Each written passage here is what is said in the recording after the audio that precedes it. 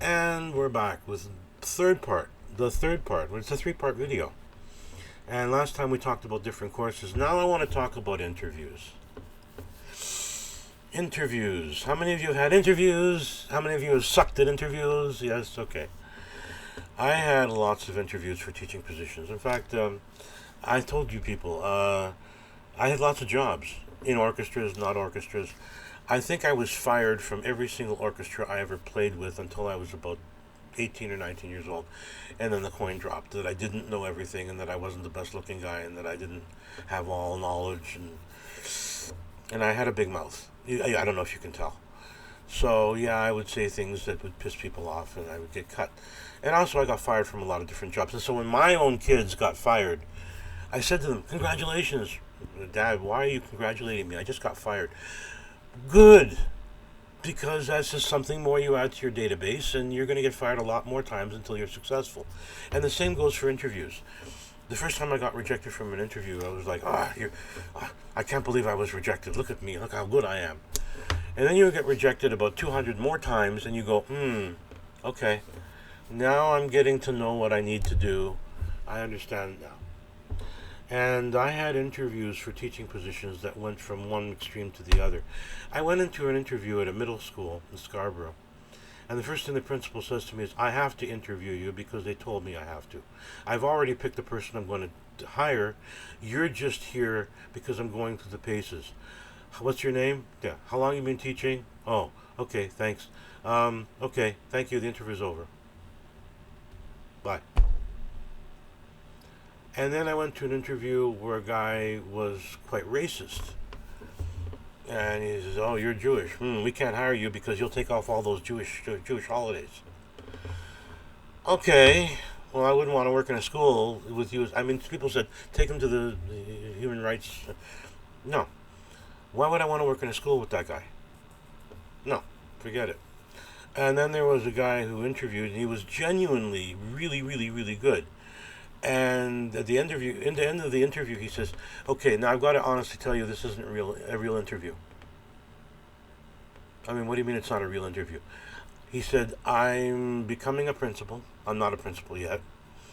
And I had to do interviews as part of my training. And you are part of the training. And so this isn't a real job offer." That's one point when I wanted to reach across the desk and punch his lights out. Again, Scarborough. Then I went to an interview in Lindsay. I would probably still be in Lindsay to this day. Lindsay has two high schools, a vocational school and a regular school. So I walk into a room, and it's full of people. It's full of people. There's the principal of the school. There's the principal of the vocational school. There's the music teacher from the vocational school. And then there's the superintendent for the area. And I said, "What's going on here?" Well, as part of the package, the music teacher from the vocational school has to sit in on this interview because he's requested this job. But because of a loophole in the negotiations and whatever, he's the most senior music person in the board. There's only two positions, and one of them is gone.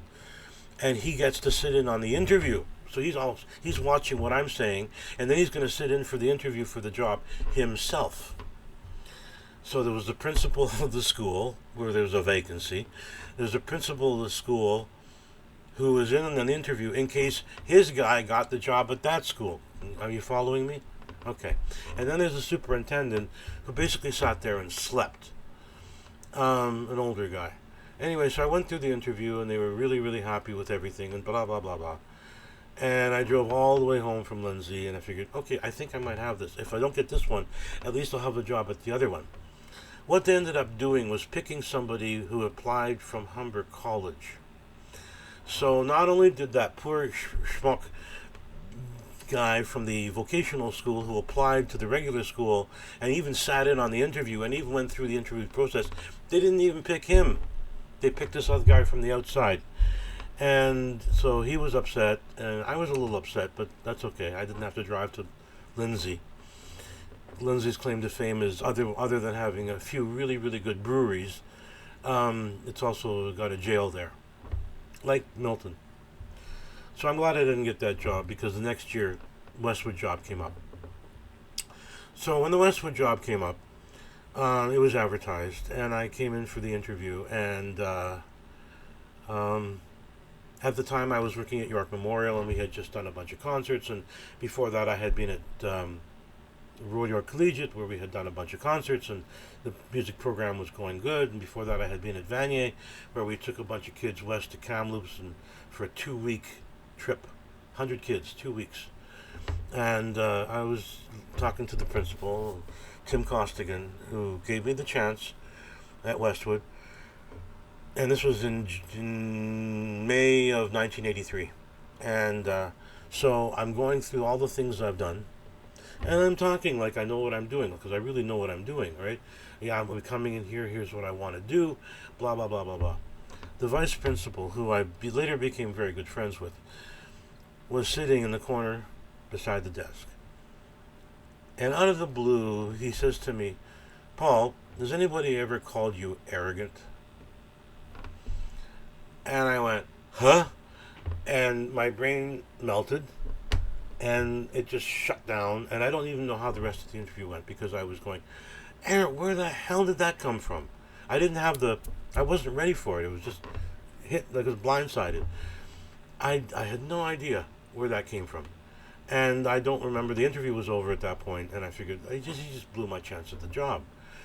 And if you remember with the principal's office, you come out of the principal's office, and then you go around the desk, and you exit the door, and then you exit the front door. Well, the principal has a door leading to the foyer. And as I'm walking around that corner, I hear Costigan screaming at the vice principal, like screaming at him. "What are you, an idiot? What kind of fool are you? You can't do that in an interview. If he goes to the board with that comment, you said that comment, you're in trouble, I'm in trouble.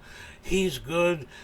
I'm not going to lose him. What kind of..." And he went on and on and on. I could hear him as I walked through and went outside. Now, Tim was a good emotional leader. He got upset. When he got upset, he exploded. If he liked you, he liked you. If he didn't like you, he didn't like you.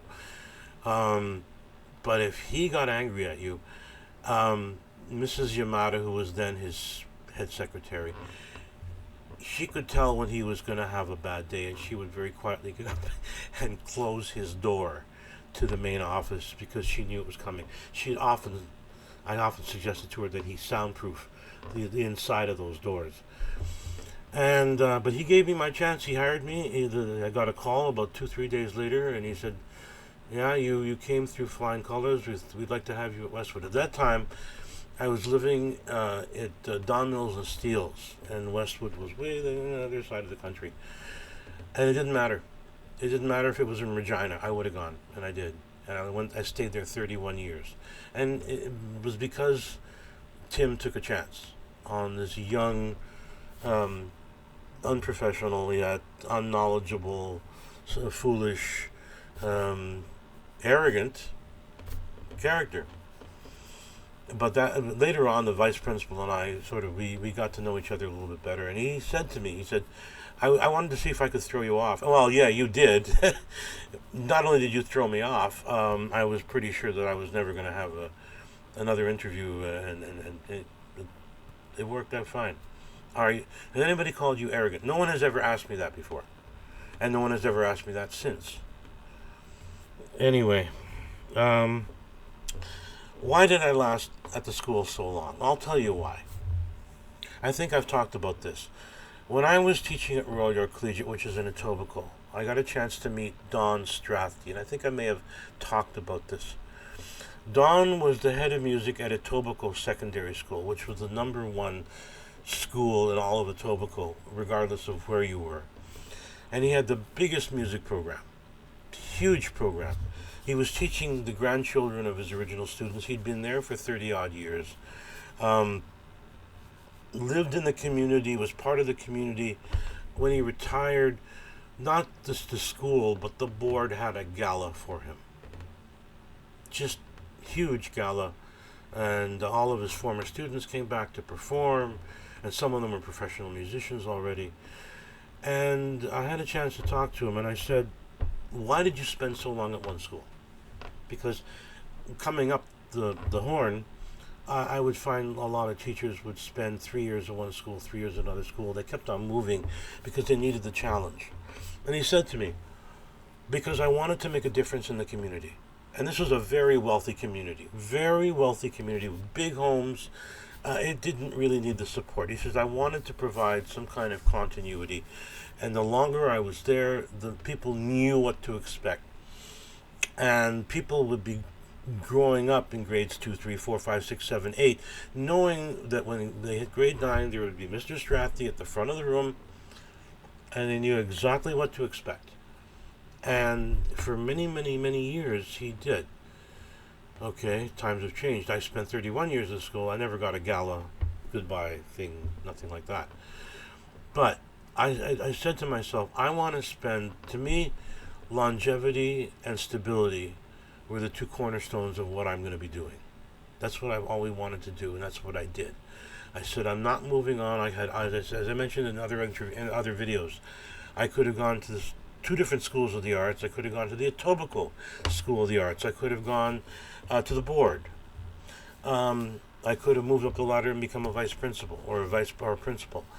And I didn't want to because I wanted to stay at the school teaching and having a long-term effect. So to provide some stability. Because it didn't take me long of being in that community to know that stability wasn't a word you heard very often.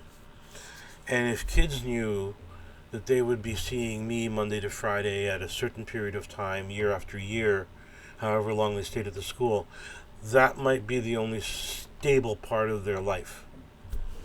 And unfortunately for some kids it was. And that's why I lasted 31 years. And that's why I didn't move. Because the community and you guys meant that much to me. And that's why at the beginning of the first video that I started with this triplicate video type thing, when someone said to me, I see your face and your voice and I get emotional because blah blah blah, and it didn't start out that way, and it certainly wasn't that way. I wanted to provide some kind of stability, but it wasn't like I want to be a major influence in their lives. And it turns out that in some lives I have, and I appreciate that, and I understand that. And if I have, if I've been some kind of stable presence in your life, I'm thrilled because it meant I kind of accomplished what I set out to do, not deliberately, and I didn't do it for me, as you know that. I'm not that kind of person. And I'm very humbled by how many people remember me after 30 odd years sometimes, or